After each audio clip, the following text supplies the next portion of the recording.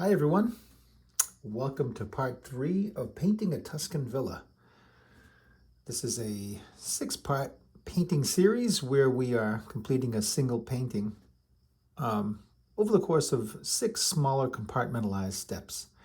We first started with a 2-dimensional drawing using a grid, diagrammatic lines, and then we did a wipe away, underpainting, a monochromatic wipe away underpainting, also known as a grisaille. And that's what you see here. The purpose of the grisaille is to establish the tonal pattern of the painting, the lights, the darks, and the midtones. And that's where we are right now. So this is step 3, and this is where we introduce white, underpainting white. So our tools and materials are very simple today. We have underpainting white, which is a quick dry white. You can use any quick dry oil paint you'd like, or you can even use a white alkyd paint. That's perfectly fine as well. As long as it dries quickly, you will be 2 steps ahead of the sheriff. I'm also using raw umber right from the tube. And for the first time, I'll be introducing Liquin. And I squeeze my Liquin in my little palette cup here. Liquin is an alkyd resin. It's a quick dry medium. It changes the viscosity of the paint, makes it a little more flowy or buttery, and it also speeds up the drying time. For brushes today, I'm using, honestly, whatever's at hand. I think more important than a brush is developing a sensitivity of touch over time. And so I do have some synthetics and some hog hairs, but let's jump right in. Philosophically, what's happening here is, and if I could unpackage it this way and take you back to the first painting session where we simply did a monochromatic underpainting grisaille with a wipe away, our objective was very simply to establish the 3 value patterns of light, dark, and midtone, the 3 big families. For example, in this painting, you can see here's the dark, here's the midtone, and the sky is the light. And so up here in my value scale, I have a value scale of 9 values, from darkest dark at a number 1 to lightest light, which is white from the tube, at a number 9, and a midtone value, which is 5. As I pointed out in a previous video, one of the advantages of having a 9-value system is that it breaks up into 3 families of dark, midtone, and light. So you have 3 definitive families. Our objective today is to expand upon each one of those families and add more subtlety, more nuance. Whereas in the first session, we just wanted large masses of light, dark, and midtone, and we averaged. Now we're going to add subtlety within each one of those. For example, we'll take this tree, for example, right? So this is certainly in the dark family, and it's probably a value 2. Somewhere between a value and 2 and almost a 3. And so we'll expand upon this. We'll have anywhere from darkest dark notes all the way up to this range here. So we're going to broaden the range of all the darks. And we'll take the midtones, the facade of this building. We will broaden the range of the midtones. And so we may introduce some dark midtones and some light midtones. And the same with the lights, okay? So today is all about subtlety. Another one of the objectives is to begin to bury the drawing lines. You can see my India ink line right there, and some other places where there's light paint. I deliberately use India ink, A, so I can see it through the raw umber, and B, so that it reminds me to address the edges. So this is the part of the painting where we begin to be more sensitive to not only the values, but also the edges. So let's jump right in, shall we? I always have a plan, even before I come to the studio. And by the way, I'm just going to get some fresh Liquin, and I'll make a little puddle of it right here. I work very transparent and thin. There's no need to go thick. We start thin, and the paint progressively gets thicker as the painting progresses. And I always start with the darks, so I will avoid white as long as I can. And you can see, look how thin that paint is. So you can see transparently, you can see right to the easel there. So I'm I'm starting out very thin. Now, I will tell you, one of my own criticisms of my own work here is the fact that my darks are already pretty dark. I think I went dark early, a little too dark. But I want to add variety into my darks. And so I start with pure raw umber, and I sort of dance it in there where I think it will help enhance the perception of light in this painting. After all, that's what we're doing. We are painting light. All right.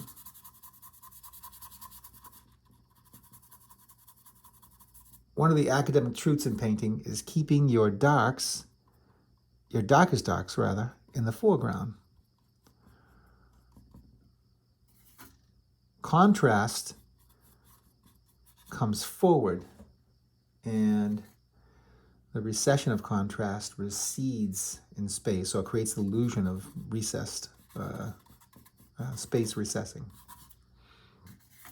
So you want to keep your highest contrast notes in the foreground. I mean, this is an academic truth, and these truths are simply, you know what they are, honestly? They're the boring rules, right? And I know rules are meant to be broken, I get that, but all of the pioneers in the art museums who have broken the rules and managed to get in the art museums for breaking rules, they had to learn the rules before they broke them. And so I think it's important to at least kind of go over them. All right. And so on we go. And what I do is I just kind of work my way around the painting, looking at my reference. And by the way, every painting session, I am always looking at my black and white reference. And if I don't have a black and white reference, oftentimes I would just simply make a black and white photocopy of the photo. It's easy enough to work from. In the absence of that, I will use my Ruby Beholder.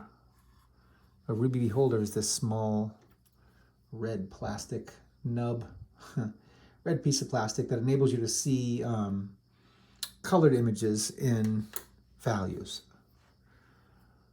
Dark, light, and midtones. Okay. And so on when I go, just kind of moving my way around the painting. I'm painting very thinly. And again, my criticism here is that my darks are already very dark. And so maybe that's not a bad thing. Maybe it means I can just move to the midtones a little quicker. But the idea here is to build up all three families to enhance that illusion of light.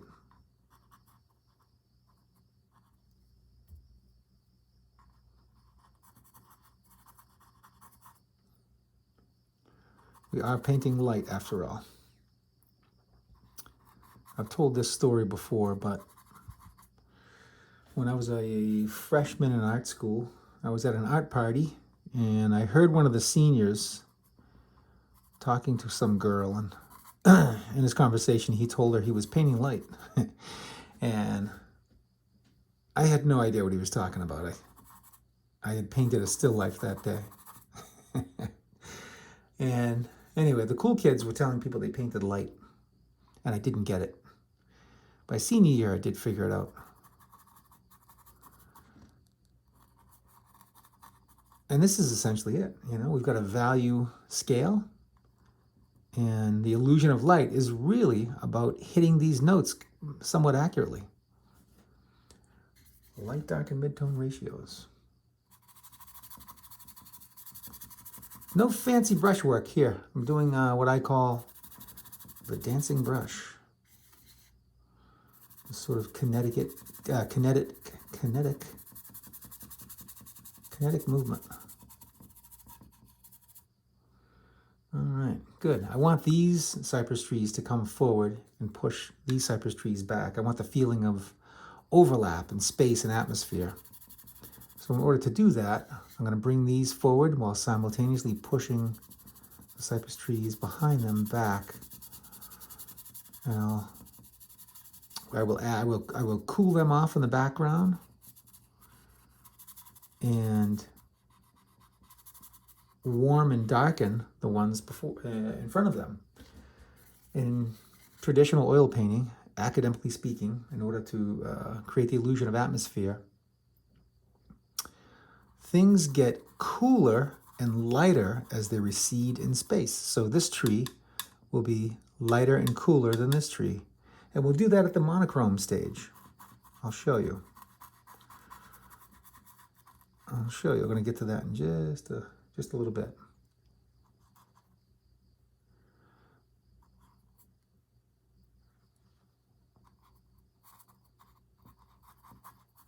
It's called atmospheric perspective.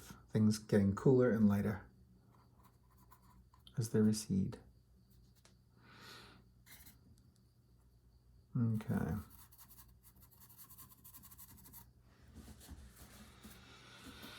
All right. Now I will jump to midtones.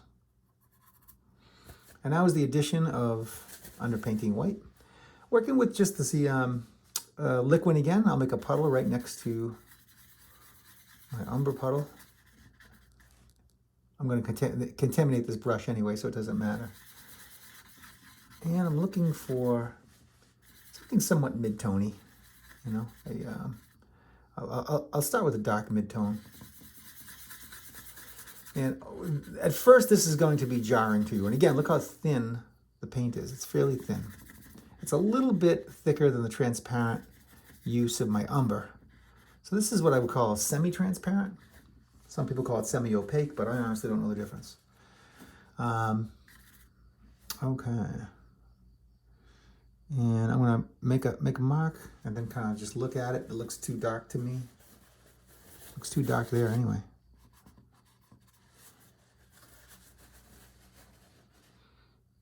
You know, I'm going to actually put a little texture into these darks here.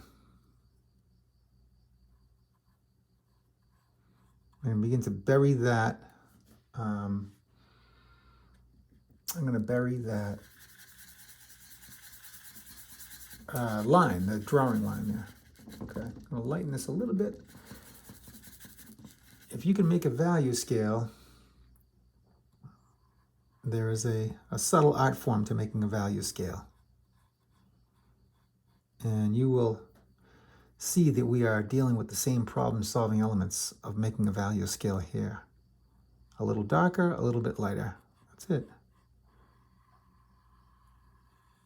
But notice how thin I'm working here. Very thin paint.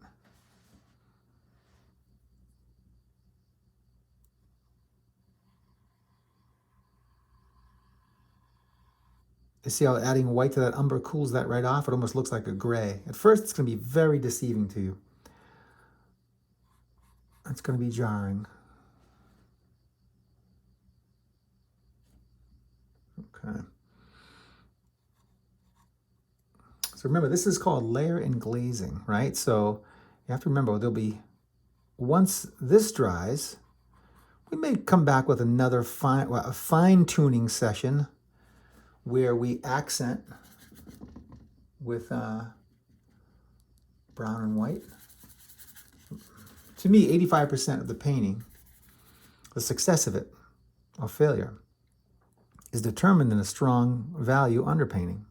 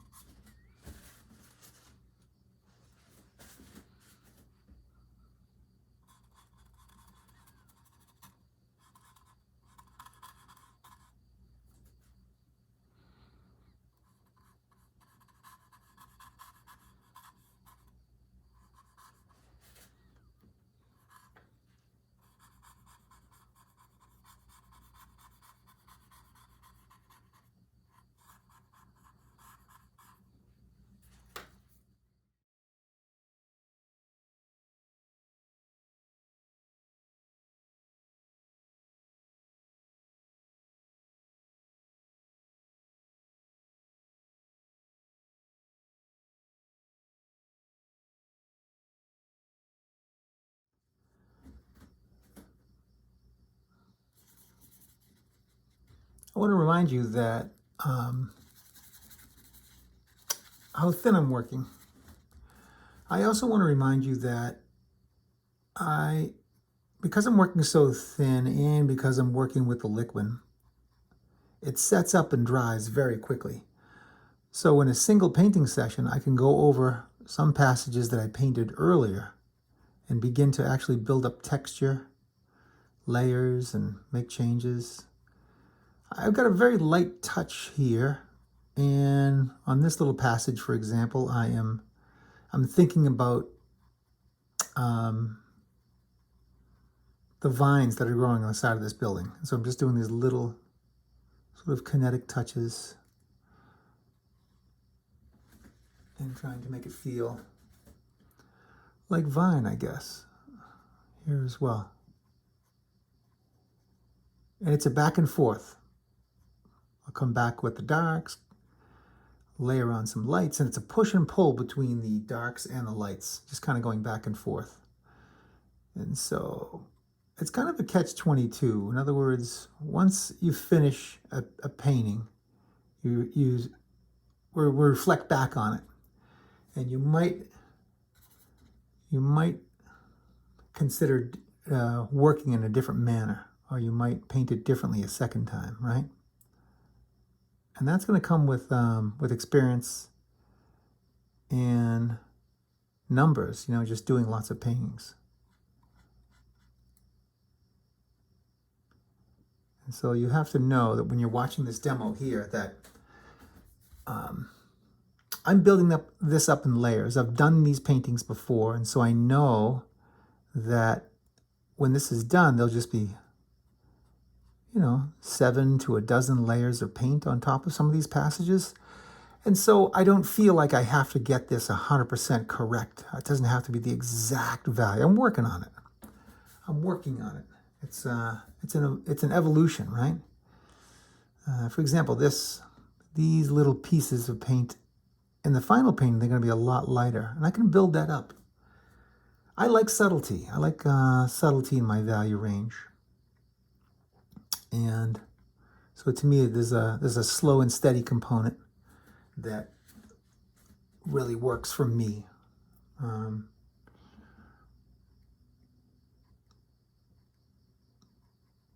So I'm thinking about edges. I'm thinking about pushing and pulling the darks and the lights. I push the lights, then come back with the darks, and slowly weave my way through this painting. Little touches. Some passages I just keep the raw umber wipe away. You can see some of it here, and it's not necessary, but I will use whatever I need to use to get the effect that I desire. And it's really good to have a well-laid plan, but I can't tell you how many times that well-laid plan is redictated by the painting itself. The painting will tell you what you can and can't do. Okay.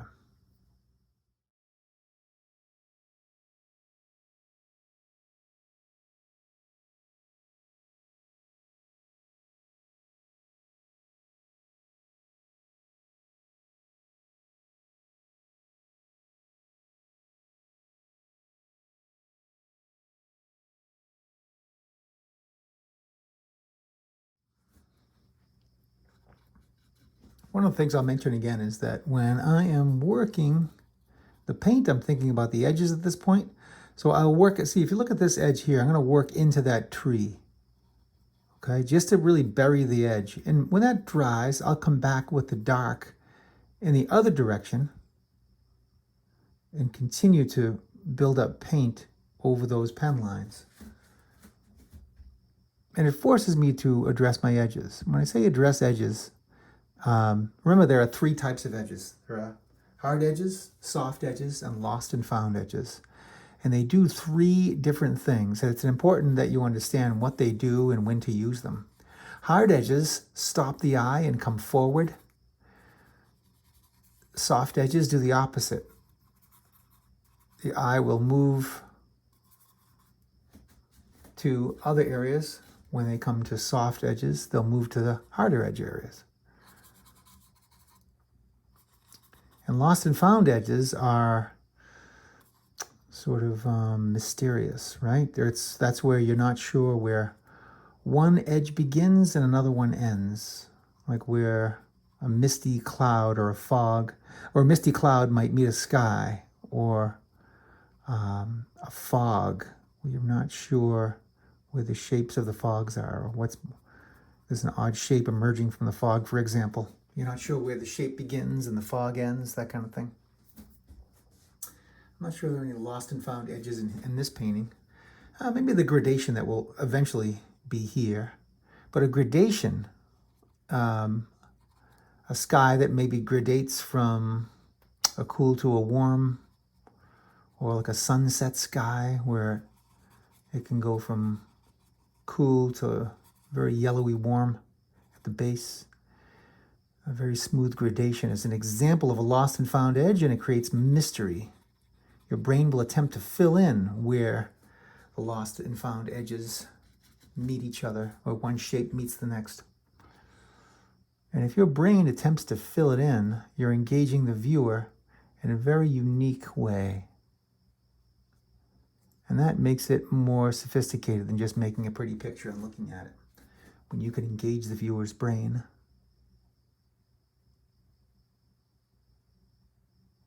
Not all paintings have to have lost and found edges. It's just another option in your toolbox trick. I shouldn't call them tricks because, well, there's no real tricks, is there? Nope. You've got to do the work. In any case, it's important to have a variety of edges because it's juxtaposing elements that add tensions to paintings, and it's these tensions that add interest to your artwork. Another way to say it is paintings can be boring if they're very same. So in other words, if you had all hard edges, which is a hallmark of beginner painters, hard edges,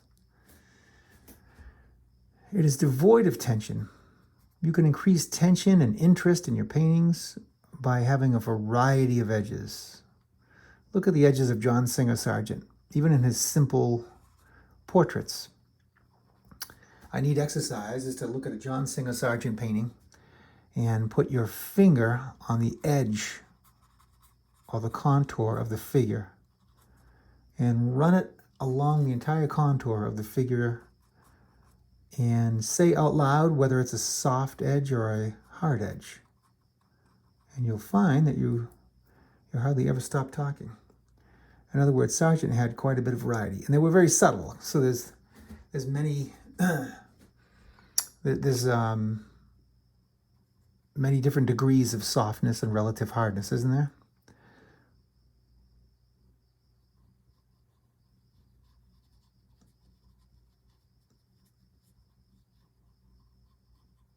Again, using the paint very thinly.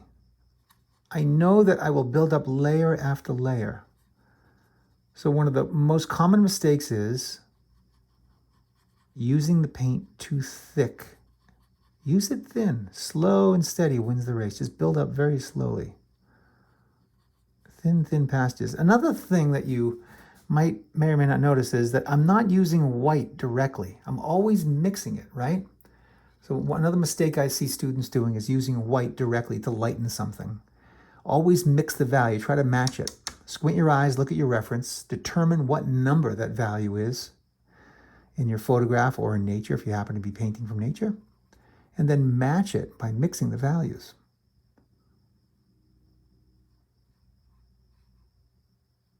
Sometimes the manipulation of edges can take an entire painting session.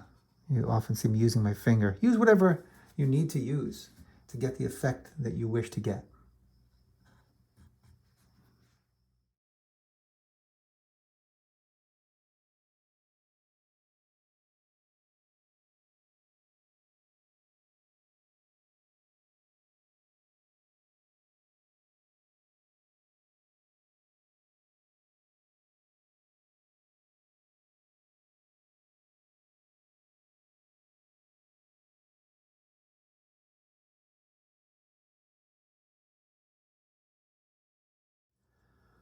Okay, we are closing in on finishing this session. You've heard me say before, start with a broom and finish with a needle. That's indicative of how we think about beginning a painting and progressing. Start with the broom, start with the big. Finish with a needle, finish with the small. So the big is the big shapes, the large masses of dark light mid-tone. And it's also indicative of the brushes and the tools you use, right? So we use our biggest brushes to begin with. In this particular case, we use a rag. And we finish with a needle, this smaller round brush. And when I say finish, I'm talking the underpainting. We'll use the same philosophy when it comes to color, but remember that 85% of the success or failure of your painting relies on a strong value underpainting. So as we bring this painting to our conclusion, we should have a very good idea of what it is going to look like as a finished painting. At this stage, you can already tell if it's going to be somewhat of a success or a failure. You'd really know if it was going to be a failure. And at this stage, every single edge and detail is not resolved yet. However, I can tell the composition looks pretty strong, and the large masses of light, dark, and mid-tone are where they need to be. And so now I'm really just adding subtlety to that. Putting little pops of contrast here and there to move your eye around, establishing focal point. This is my focal point, by the way. This little tree right here. Pop. That gives you the feeling of light here. I want to soften some edges. I'm just about to conclude here, and I want to add a few things. One is that we're going to let this dry, although it's pretty dry, but you can still see some of the pen lines in there. And I we'll come back and do another session of the underpainting to get the pop and the detail. And the darkest darks, the lightest light, that feeling of atmosphere, pulling things forward and pushing things away.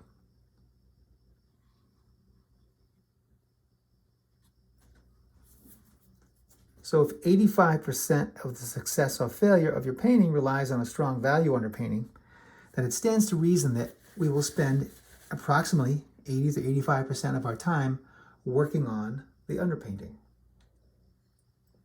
Another thing I'll add here is that I'm already aware that texture is coming forward. So this is a gravel walkway here.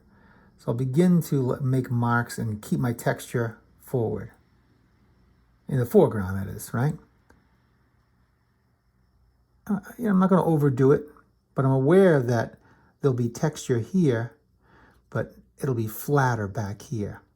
Texture comes forward, the absence of texture recedes. So you want the feeling of 3 dimensions. So you want to keep your texture limited really to your foreground, maybe some evidence of it going into the middle ground to middle background, but by the time you get to the background, it's better to sort of flatten that, have fewer marks per square inch, that kind of thing.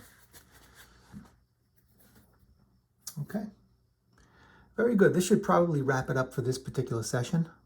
And I might tickle it a little bit more, but we'll come back and put further refinement in it with brown and white before we add color.